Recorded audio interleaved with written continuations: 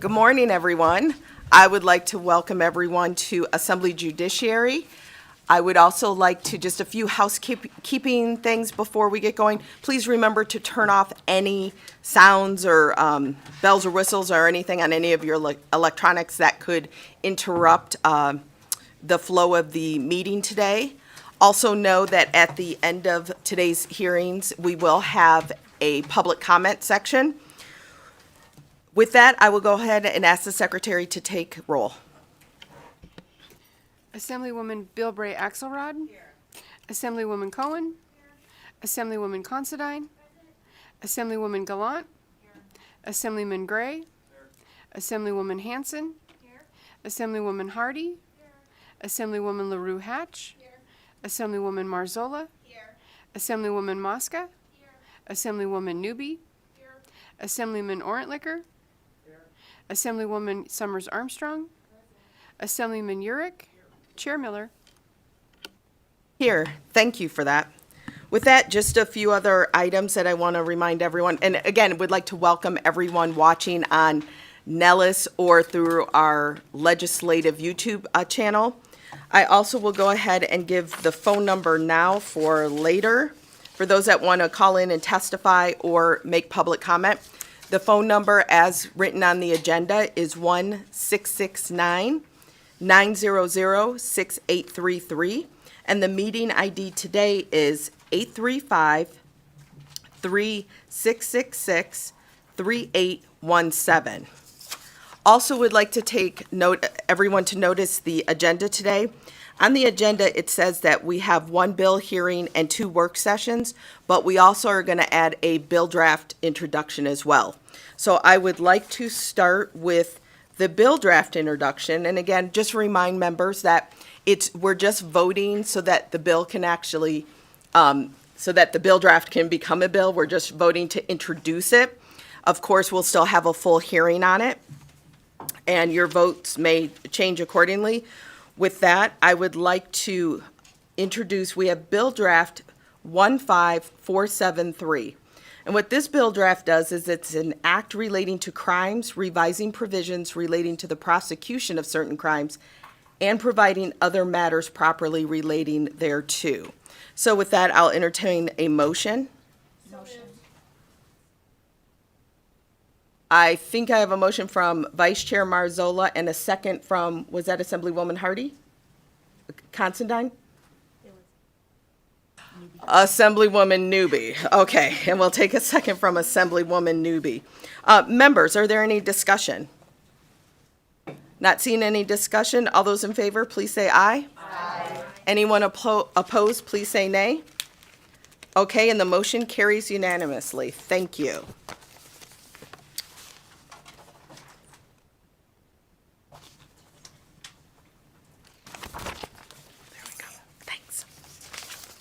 Okay, next on our agenda, we do have 2 items for work session today.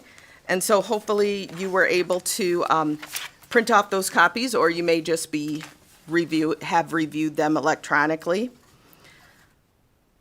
So with the work session, this is our vote to move it out of committee and hopefully onto the floor. So we'll conduct a work session and take action on measures that the committee has already previously heard in previous meetings. It's not necessarily we're going to reopen a hearing, just so that everyone knows. But before we go to a vote, I will invite our policy analyst, Ms. Thornton, to walk us through the work session items for the first bill. Thank you, Chair. Diane Thornton for the record, Legislative Council Bureau. Our first bill on work session today is Assembly Bill 68, which revises provisions governing the assessment imposed on certain counties for the operation of a regional facility for the treatment and rehabilitation of children. It was heard in this committee on February 14th. This bill revises the formula used to calculate the assessment owed by each county for the operation of a regional facility for the treatment and rehabilitation of children, and there are no amendments to this bill. Thank you, Chair. Thank you, Ms. Thornton. Members, are there any questions? Not seeing any questions, I will entertain a motion for Assembly Bill 68. Motion. I have a motion from Vice Chair Marzola. Do I have a second? Second. I have a second from Assemblywoman Considine. And with that, the motion is to make this a due pass. So is there any further discussion on the motion? Not seeing any. All those in favor, please say aye. Aye. Anyone opposed? The motion carries unanimously. I will assign this floor statement to Assemblywoman Cohen. Thank you. You're welcome. With that, the second bill we have today is Assembly Bill 76. Ms. Thornton, will you walk us through that one? Assembly Bill 76 revises provisions governing civil actions. This bill increases the maximum amount of costs that a court may award to a prevailing party for the reasonable fees of an expert witness from $1,500 per expert witness to not more than $15,000 for each expert witness, and there are no amendments to the measure. Thank you, Ms. Thornton. Members, are there any questions? Not seeing any questions, I will entertain a motion for a due pass for Assembly Bill 76. Motion to pass. Thank you. I have a motion from Vice Chair Marzola. Do I have a second? Second from Assemblywoman Hardy. With that, is there any further discussion on the motion? All those in favor, please say aye. Aye. Anyone opposed? And that motion passes unanimously. I will assign that floor statement to Assemblywoman Considine. You're welcome. With that, now that we have done our bill introduction and our work session, we will move on to our next item, which is the hearing for Assembly Bill 255. So with this, Assembly Bill 255 will be presented by Assemblywoman Cohen and Jennifer Robinson. This measure revises provisions governing adoption. And Ms. Robinson is also on Zoom with us, so you'll see her on the camera. With that, Assemblywoman, I'm going to go ahead and officially open the hearing, and when you are both ready, please proceed. Thank you, Chair, Vice Chair, and Committee for hearing Assembly Bill 255. I'm Leslie Cohen, representing Assembly District 29, and presenting with me in Southern Nevada is Jennifer Robertson, who, among other things, is an adoptive parent of children with special needs. In a few moments, I'll ask Mrs. Robertson to tell the committee about her amazing family because she's the best person to tell their story. And before I turn the presentation over to Mrs. Robertson, I'd like to tell the committee the history of AB 255 and a little about the Adoption Assistance Program. Ms. Robertson and I have known each other for a few years, becoming friends through mutual friends. And in the interim, after the 2019 session, I chaired Interim Health and Human Services. Mrs. Robertson told me about a gap in the subsidy adoptive families receive for children with special needs.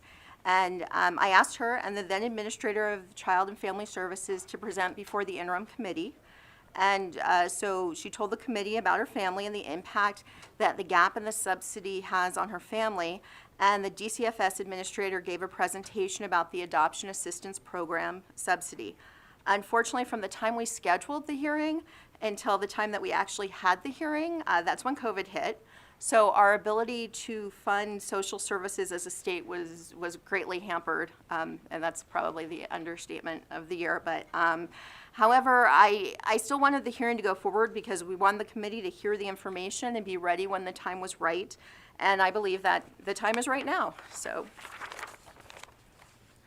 before going through the bill, here's some very basic information about the subsidy as we learned in 2020. The Adoption Assistance Program was enacted in accordance with the Child Welfare Assistance Act of 1980. The subsidy encourages and supports families in adopting children with special needs from foster care by enabling families to adopt without placing an undue financial burden on the families. It provides a subsidy based on each child's special needs rather than the adoptive family's income. The child is in the custody of the welfare agency or Nevada licensed child placing agency through termination of parental rights and/or relinquishment for 6 months. And there was an effort made to locate an adoptive family who could adopt without subsidy assistance. And the child must meet the following requirements: be not yet 18 years old. They cannot or should not be returned to their birth parents, and they meet one of the criteria for special needs, which is race, age, physical or mental problems. The monthly adoption assistance payments may be negotiated up to but not exceed the monthly foster care maintenance rates. So the family actually negotiates for the rates, for the subsidy. And then additional assistance may be available to support children with special needs or who are medically fragile. So what the bill does is really simple. Currently, an agency which provides child welfare services may provide financial assistance to a family that adopts a child with special needs until the child attains the age of majority, becomes self-sustaining, is emancipated, or dies, whichever occurs first.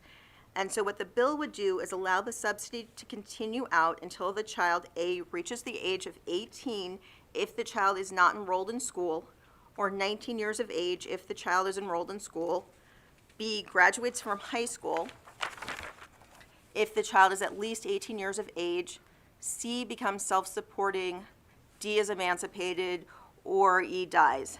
So the language that we used mirrors the language of our child support statute.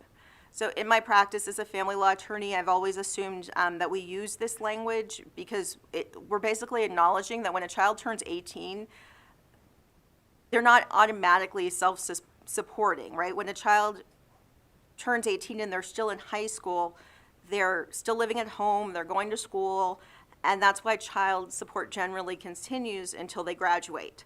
So, yeah, and certainly if the body and the committee would be adverse to extending out until the child reaches 21. Some people have mentioned that, but right now what we're asking for is until they turn 18 and graduate from high school, as the language shows. So I think what we need to be clear about something about this subsidy, these children are fully adopted, and their parents have the rights and responsibilities that parents have in raising their children. But at the same time, we shouldn't forget that at some point in these children's lives, these children were the responsibility of the state, and these adoptive families made their families whole by adopting these children, but these families also took on a financial responsibility that our state would otherwise be required to bear.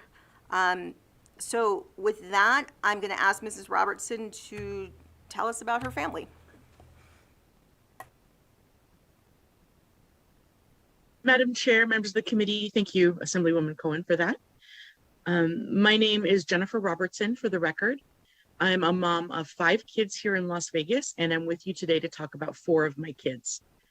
When my husband Brian and I were still dating, we had all of those conversations you have about how many children we each wanted and what our hopes were for our family in the future.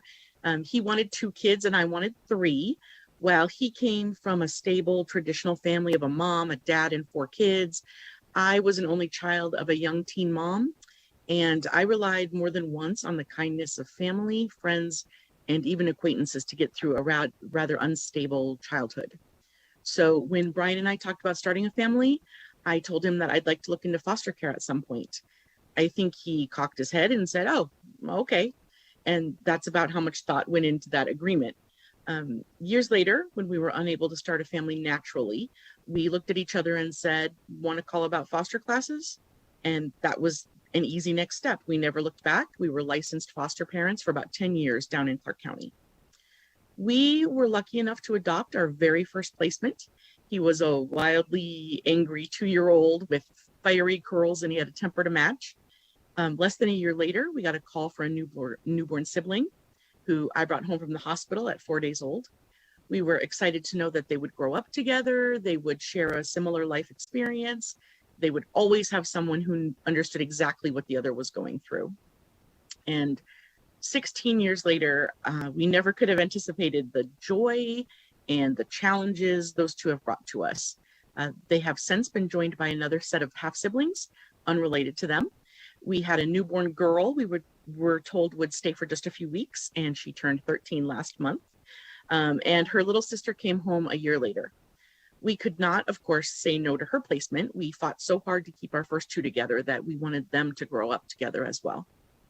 As a side note, the day after our 4th child came home, I found out I was pregnant. So we thought we were done with 3. We quickly had 4 and now 5. And we were in a tiny condo. We were had a single income, and every day was really, really hard with 5 very young children. Our oldest kids came to us with some known and anticipated issues, and all 4 were designated special needs adoptions due to some developmental delays and some behaviors that would require ongoing therapy and later some medications and other interventions. We would later learn that all 4 of our kids were prenatally exposed to alcohol and substance abuse in utero, which was either proven or suspected due to years of parental use. You won't find this on their social summaries from foster care or any pre-adoption paperwork. This was all documented by us post-adoption while we were preparing for various evaluations, educational testing, hospitalizations, and some neuropsych exams. I was able to contact birth parents and birth family members to get confirmation of prenatal drinking, drug use, diagnosed and suspected mental health issues and learning disabilities. Compound all of those issues with a trauma background and a foster care history, in some cases a multi-generational foster care history, and you can begin to understand the obstacles my kids have to overcome. Even the newborns that I brought home from the hospital myself, they were dealt a very difficult hand even before they were born. Our children are bright, they're funny, they're beautiful, they're talented and spirited and loving, and they're entertaining. But designating them special needs adoption was fair and it was accurate. With the designation of an adoption as a special needs adoption comes a negotiation for a post-adoption subsidy from the state.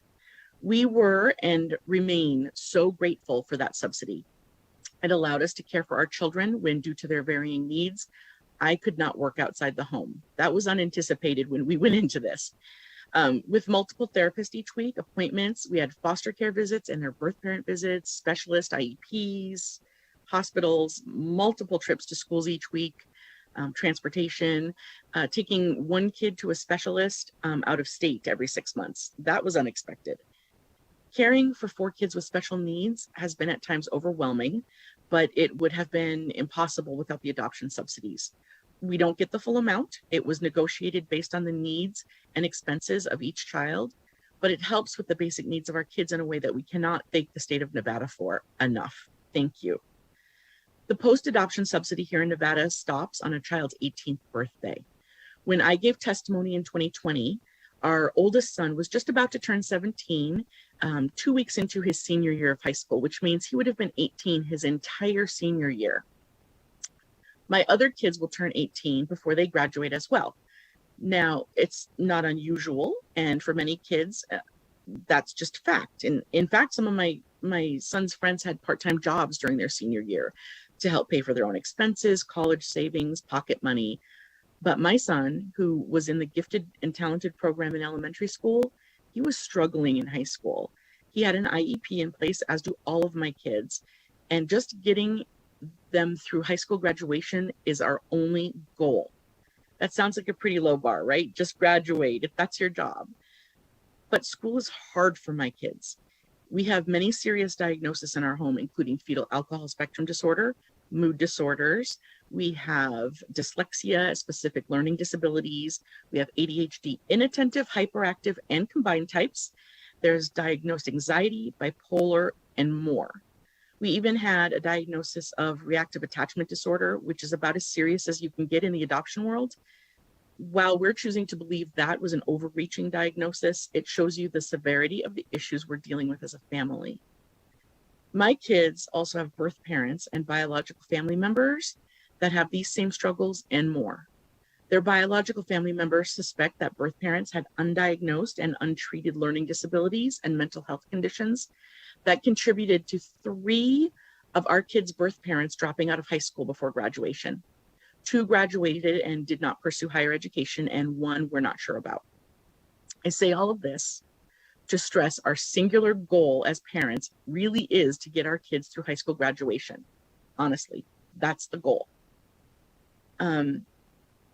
The current DFS policy states, and I quote, after an adopted child turns 18, regardless of the level of diagnosed mental or physical disability, the adoption subsidy terminates. DFS will refer you to the Social Security Administration for SSI assistance, unquote. Most of my kids and many adopted kids with trauma backgrounds likely do not have needs severe enough to qualify for SSI. My son, as an example, turned 18 and lost his adoption subsidy in September while living at home his entire senior year. Because of his needs and higher needs of his siblings, I still can't work outside the home, so our son had to do without some extras his senior year. His only job was high school, and that was a struggle. School was the sole thing he focused on. It was his only real responsibility he had to pass algebra. We celebrated when he brought home a D in math because he brought that up from an F, and he passed a class solely because he was driven. He passed a class we didn't think he could pass. Had he been required to work a job while trying to improve his grades and maintain his mental health, we have no doubt that dropping out of school would have been a viable option to him. He's so smart, and we know this because we've had him tested for everything, but he had to work harder than most kids to get there. If he had to work a job in addition to worrying about his grades, his family obligations, his social life, and he was 18 at the time, I'm sure we'd be having a different conversation today. Madam Chair, members of the committee, I'm here today to ask that the post-adoption subsidy for special needs adoptions be continued through high school graduation for kids adopted through the state foster care system in Nevada. Other states have this in place. Some go to age 21. I don't know those statistics. I'm sorry. I only have anecdotal evidence from foster and adoptive friends across the country. We're a tight-knit community. Not all states do that, but many do go through graduation, some through age 21. But statistics, let's talk about statistics real quick. My children are included in so many statistics for the state and for the country. Foster care statistics, adoption statistics, early childhood intervention, special education statistics, so many statistics. Some of the stats I do not want them included in are high school dropout rates, incarceration stats, public assistance stats, teen pregnancies. A quick Google search tells me that 30% of teen girls who drop out of high school say that pregnancy is the main reason.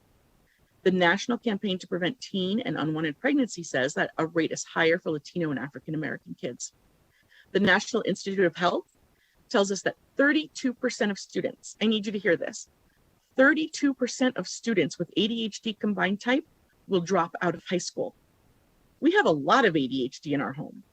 Approximately 53% of adolescents with fetal alcohol spectrum disorder have been suspended from school, 29% have been expelled, and 25% have dropped out. We have FASD in our house. An 18-year-old with ADHD has a 32% chance of dropping out of high school, but he probably won't qualify for SSI at age 18. It's ADHD. We work very hard as parents to prevent our kids from becoming part of those statistics, and we are not alone. There are hundreds of Nevada families who would benefit from maintaining an adoption subsidy through high school graduation. For many, including two of my kids, that's just a few months. For others, like my son, it would have been nearly a year. Many of these kids probably don't have needs severe enough to qualify for other financial assistance programs at age 18, but as high school students with foster care, adoption, and trauma backgrounds, these are still children. Thank you for hearing my story. Thank you for listening to this very proud mom talk about my bright, loved, and resilient children. Thank you for your time today, and I'm open to questions if you have any. Thank you. Thank you so much, Mrs. Robinson. We often in Judiciary, we don't get to hear the most positive parts of human nature or society, but today you get to bring in some of the most heartfelt parts that we get to hear here and remind us of all the amazing, fabulous, even though you probably look at it as just parenthood, you remind us of all the amazing Nevadans we have and all the love and the amazing things that are happening here in our state. And thank you for changing the course of the lives of those 5 children. And I'm absolutely confident that they will become statistics. The question is just, as you said, the statistics that they're choosing to be. So thank you for that. With that, we do have a few questions from members. We will start with Assemblywoman Bilbray Axelrod. Thank you. Thank you for being here, and thank you for sharing your story. And once again, these are the things that naturally happen when we're talking to our constituents and friends, and thank you, Assemblywoman, for bringing this bill, because it's going to make a big difference. I was wondering if you could tell me about the negotiation process. What does that look like? I know, Ms. Robinson, you mentioned that you did not receive the full amount. I don't know what the full amount is, but I guess I'm a little curious about what that looks like. Is it a sliding scale? How does that go? Do you have an attorney? If you could, Assemblywoman, thank you. Leslie Cohen, Assembly District 29. It can be up to what the foster families would receive. But I don't know, Ms. Robertson, if you want to give some more details. Sure, Jennifer Robertson for the record. The process is pretty straightforward. There is an adoption subsidy person. So when you are filling out your adoption paperwork, one of the things you do is you negotiate your adoption subsidy with a separate person coming in from DFS, and they calculate everything from the special needs of the kids and things that would be required of the family to care for that child, all the way up to special products that the child might need, special medical things that the insurance might not pay for. And that also includes, by the way, Medicaid coverage for children adopted through the state. They get full Medicaid coverage until the age of 18 as well. It used to be more highly negotiated. It's my understanding now that more kids do qualify for that. I don't know if the criteria has changed or not, but that was part of our negotiation as well. So we get a monthly stipend for the child that cannot exceed the full foster care amount. We don't get the full amount. We didn't qualify for that at the time of their negotiations, but all of my children did get the Medicaid coverage as well up until age 18.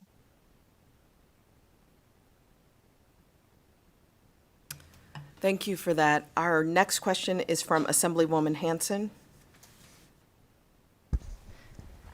Thank you, Madam Chair. And, I get emotional.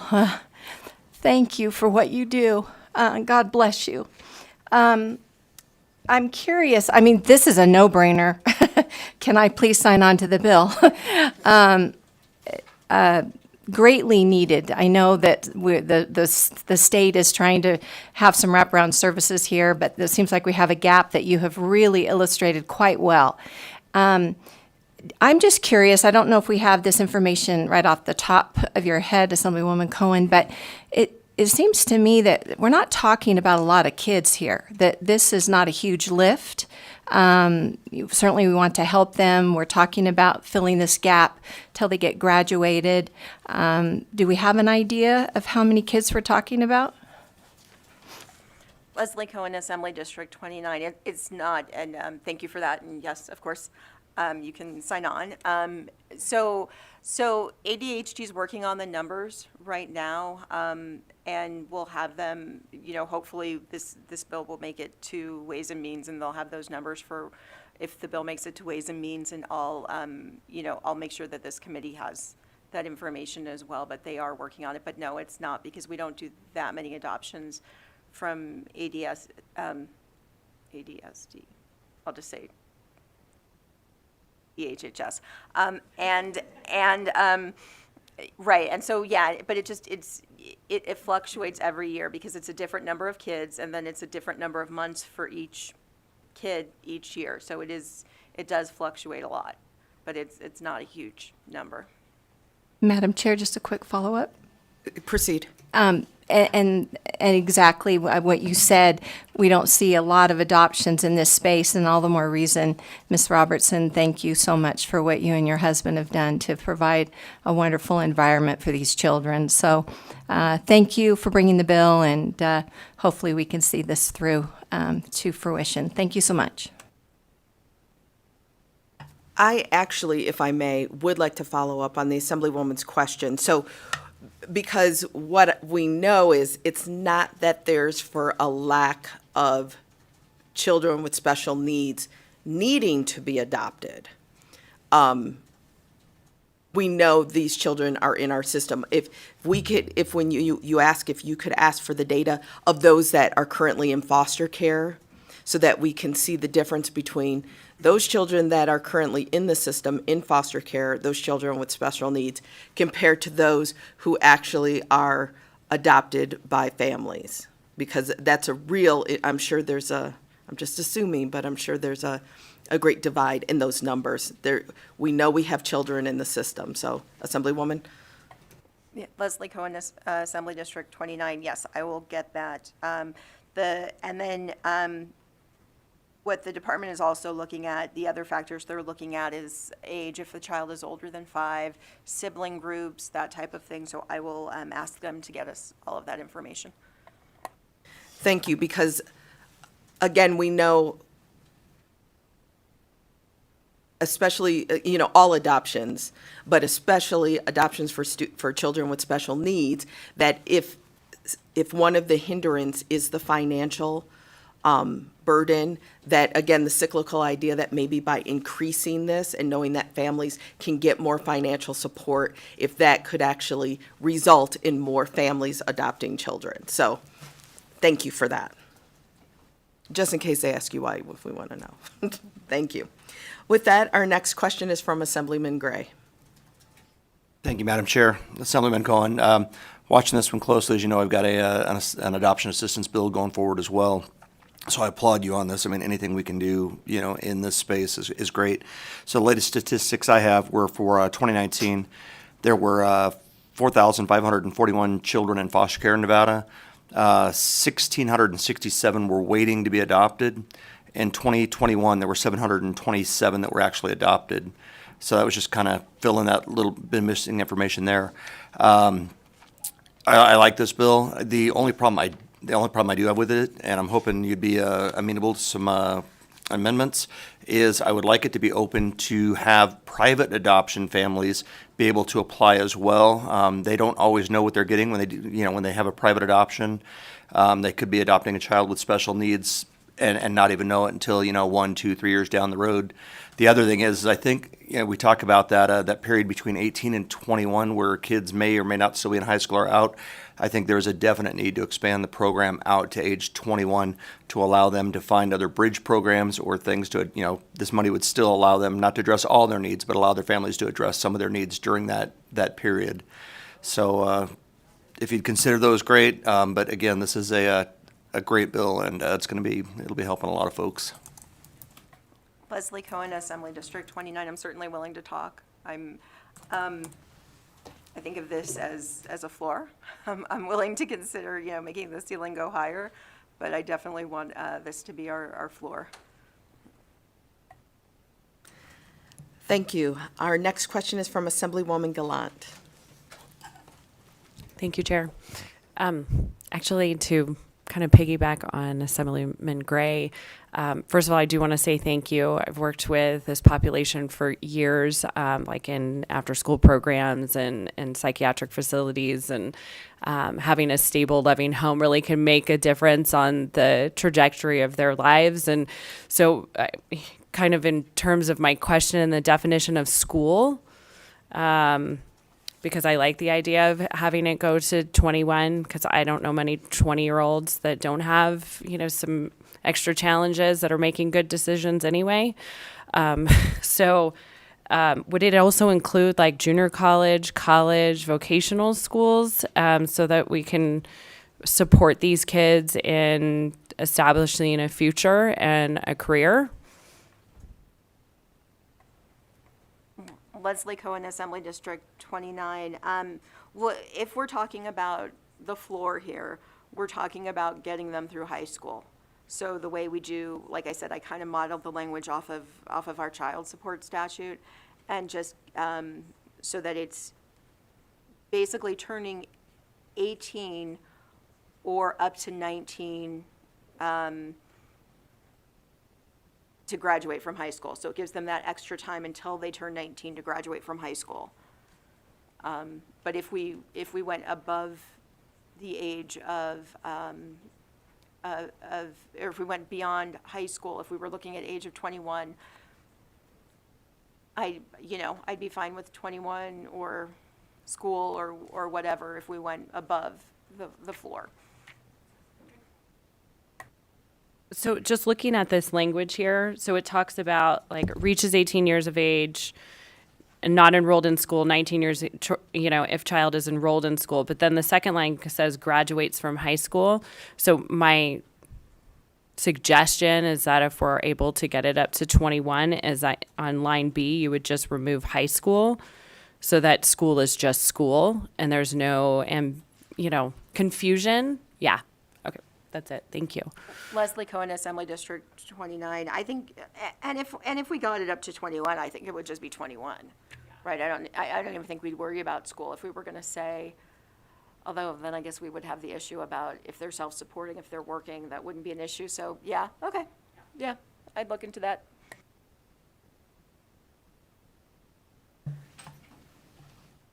Thank you for that, and I think we could base that on whether or not they were still a dependent child.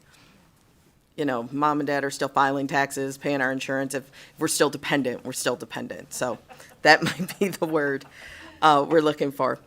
Our next question is from Assemblywoman Summers Armstrong. Thank you, Madam Chair. Thank you so much, Assemblywoman Cohen and your guest, Ms. Robinson, for this beautiful presentation. I was curious about the process of negotiation, and I'd like to sort of expand upon the questions that were asked by Assemblywoman Bilbray Axelrod. When you're doing the negotiation, does that happen as soon as you get the child? Does it happen later? Like, for instance, I believe you spoke and said that some things were identified in the beginning, but you learned later through your own observation and follow-up as the children got older that their needs increased or that things were not seen in the beginning. Were you able to go back at that time and renegotiate, or once you negotiate, it's over and there's no reopening? Jennifer Robertson for the record. That's a very thoughtful question. Thank you. Yes, there is a process that you can renegotiate if the child's needs, or I believe even the family's situation changes. And I'll give you an example of that. During COVID, my husband lost his job. And if I could be completely honest with you as a committee, that adoption subsidy put food on the table for my children when we could not get unemployment through the state yet. You'll remember it took a long time to get unemployment benefits for people that qualified. My husband went almost a year without getting his unemployment, and the adoption subsidy literally put food on the table for my family. We were able to negotiate the subsidy for one of my children when her needs increased and our family financial situation changed. That was again during COVID. So yes, we were able to renegotiate one of our adoption subsidies. It wasn't that much, but it was certainly necessary. And for that child, we were able to increase to the maximum amount, which is the current foster care rate. So yes, to answer your question more succinctly, yes, you can renegotiate when the needs of the child change, or when you can bring forth more evidence of that need. Thank you. My follow-up to the Assemblywoman is I just want to be certain that when families are negotiating this support, are the adoption attorneys there, are they part of this process helping to advocate for the families, or is this something that the burden's completely on the parents to negotiate?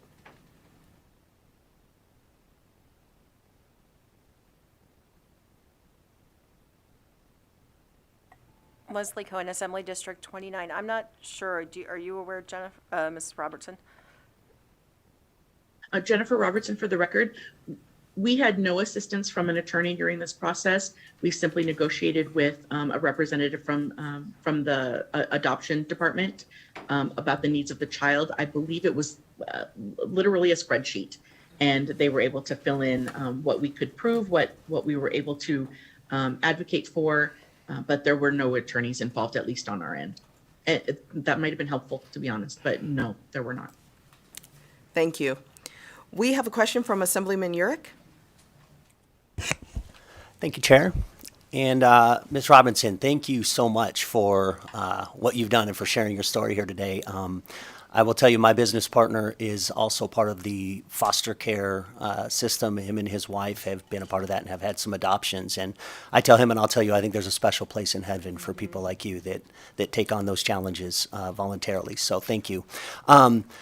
One of the great things about this position is getting to be introduced into areas of law that I'm not very familiar with. And as I read this section of the statute in the bill, even though you're not changing relevant portions to this, and I apologize for my own ignorance on this, but I see the challenges, right, and the increased financial challenges that would come with adopting a child with physical or mental problems. But I notice in the statute it says, and again, this is my own ignorance, is it says special needs based on race, age, or physical and mental illness.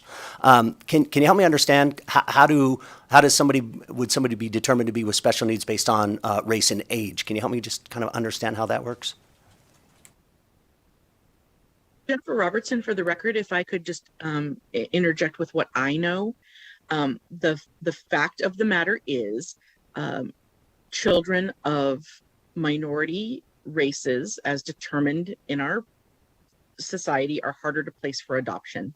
Our children are all races. I have, we've got quite the racial makeup in our home. And I know because I'm a genealogist and I've worked on their family trees for them so that they have those for their own records. Also a sibling set, for example, can be deemed a special needs adoption because siblings are harder to place together. So is it great? No. Is it fair? Of course not. But the state deems that children of minority races are harder to place for adoption. I will tell you that all of the foster care friends that I have were open to race, gender, needs. The only disability that my husband and I checked off that we were not open to was fetal alcohol spectrum disorder. And we have fetal alcohol spectrum disorder in our home. So, yeah, I apologize for rambling, but yes, it's just based on how difficult it is to place a child for adoption. That's what could deem them special needs. Thank you for that, Ms. Robinson. With that, I don't see any additional questions, so I will open it up for testimony. Anyone here in Carson City that would like to testify in support of Assembly Bill 255, please approach.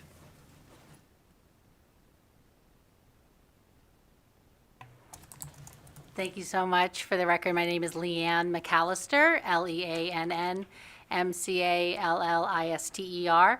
I am the Executive Director of the Nevada chapter of the American Academy of Pediatrics in support of Assembly Bill 255. As you've heard today, kids do so much better when they're in a family, and I believe the subsidy will enable more families to adopt special needs kids. Dr. Nadine Burke-Harris is a fellow of the American Academy of Pediatrics. She has made it her life work to study adverse childhood experiences and the effect that they have on a child's life. And I encourage all of you and families in Nevada to visit numberstory.org to understand your own trauma history and how you can persevere and overcome your trauma history. Thank you so much. Thank you. Good morning, Chair Miller, members of the committee. Joanna Jacob on behalf of Clark County. I apologize, I'm really low. I know. On behalf of Clark County and our Department of Family Services, I wanted to be in support of this bill today.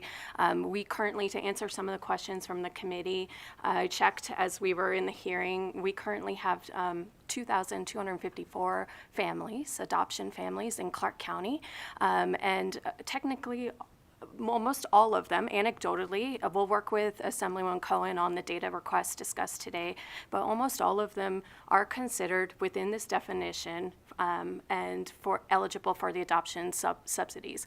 I think that We are very much in support of this bill, especially for the continuity of this support for our adoptive families, for the children who might turn 18 during the course of their high school years. We are very concerned with that sharp cutoff at 18, especially as Mrs. Robertson really eloquently described what that can do to continuity of services and therapy and the things that go to support our kids. So we are part of this conversation globally across many committees about child welfare in the state right now. So I really appreciate and want to thank Assemblywoman Cohen. I don't know where she, oh, there she is, right behind me, for promoting this bill and sponsoring this bill. And thank you, Mrs. Robertson, for your testimony today. Clark County is in support of the bill. Good morning, Madam Chair and members of the committee. For the record, my name is Cadence Matievich, representing Washoe County. We too would like to thank Assemblywoman Cohen for bringing the bill forward, and I will just, in the sake of time, echo the comments from my colleague from Clark County. Washoe County is very much in support of this bill, and we too will gather the data that was requested. Thank you. Thank you. Chair, members of the committee, Jonathan Norman, NORMAN, Nevada Coalition of Legal Service Providers, which includes the CAP programs both at Northern Nevada Legal Aid and Legal Aid Center of Southern Nevada that represents 3,000 to 4,000 kids in foster care at any given time. I can't really say anything better than Ms. Robertson says, but I was a CAP attorney for 5 years, and I can tell you with a lot of kids, you're wondering where you're going to find your Miss Robertson, right? Because you're always thinking, we do not have a path to a family for this child. And so when people like her step up and say we need this additional support, I think it's pretty powerful, and I want to urge your support. Thank you. Thank you.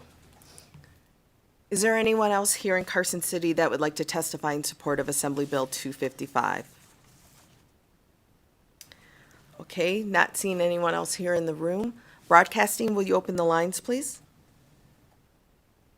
Callers, if you would like to testify in support of Assembly Bill 255, please press star 9 now to take your place in the queue. Again, if you would like to testify in support of Assembly Bill 255, please press star 9 now.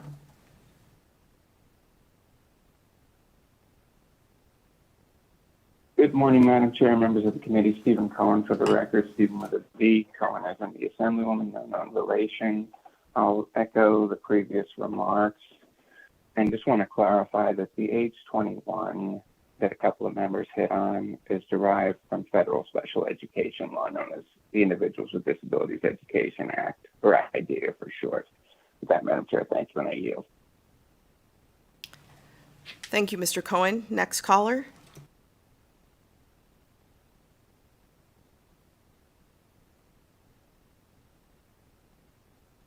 Good morning. Could you all hear me? Yes, we can. Hi, good morning, Assemblywoman Miller, Madam Chair and the Vice Chair, and to everyone, and good morning to the awesome Assemblywoman Cohen. I ditto all the previous statement, and thank you so much for the bill. We appreciate all you do. Take care. Be safe. Thank you. There are no other callers to testify at this time. Thank you. So with that, I will close testimony in support and open testimony in opposition of Assembly Bill 255. If there's anyone here in Carson City that would like to oppose? Not seeing anyone in Carson City. Broadcasting, is there anyone on the line that would like to oppose AB 255? There are no callers at this time.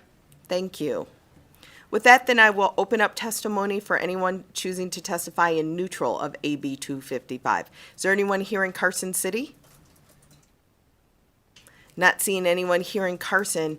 Broadcasting, is there anyone on the line that would like to testify in neutral of AB 255? There are no other callers at this time. Okay, thank you. I will welcome Assemblywoman Cohen back up for any final remarks.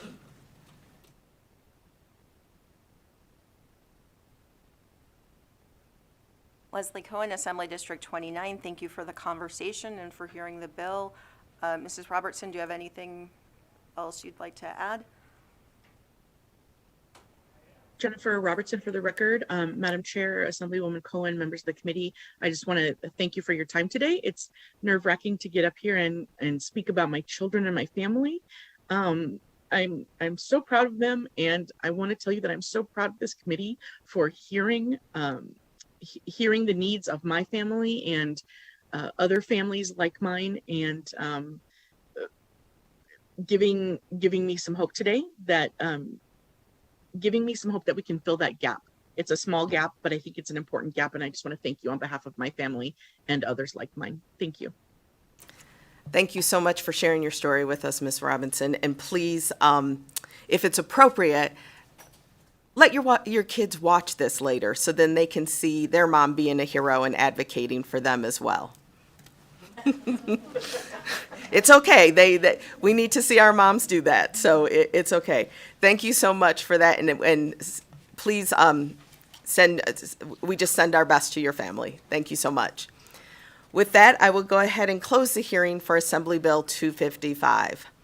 The last item on today's agenda is public comment. So if there's anyone that would like to make public comment pertaining to any subject that is under the purview of this committee, but not directly related to the bill that we just heard, please approach here in Carson City. You will have up to 2 minutes to make public comment. Not seeing anyone here in Carson City broadcasting. Is there anyone on the line that would like to make public comment? To provide public comment, please press *9 now to take your place in the queue.